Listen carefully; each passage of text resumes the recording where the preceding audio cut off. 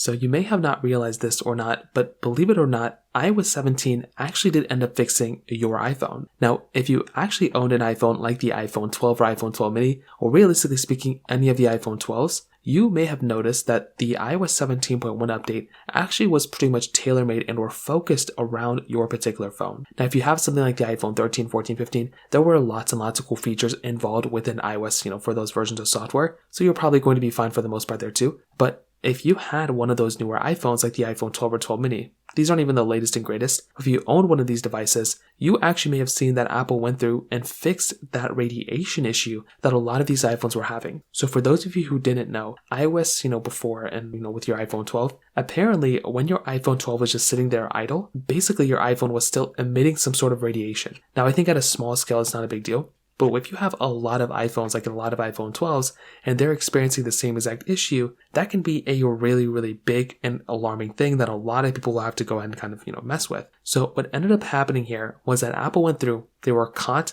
I think there was a specific country that noticed this and they were actually able to go and kind of somewhat set a lawsuit within Apple. They ended up going through with it. And what actually ended up happening was that these particular devices were in this weird situation where Apple had a high likelihood of actually having their iPhones banned and discontinued within, that country. I think it was France that this particular place was kind of, going through. So what does this mean? Well, Apple had a choice. They either had to go through and either, get their iPhones removed from that country and probably get a lawsuit, or fix this particular issue. Now, I don't know if Apple actually knew about this issue beforehand. I'm going to probably say they didn't, but that doesn't fix, what they did, that didn't mean what they did was right. So what they had to do was they had to go through and push out an update to fix this problem. And lo and behold, that update was basically iOS 17.1. So now if you're in that situation and you had this type of problem with your device, you basically have an iPhone now that is a little bit more durable and a little bit more better than what it was before. So that's number one. The other big thing is that your particular iPhone now should hopefully not have this problem anymore with this radiation issue. So if you have an iPhone 12, I would probably recommend updating to iOS 17.1.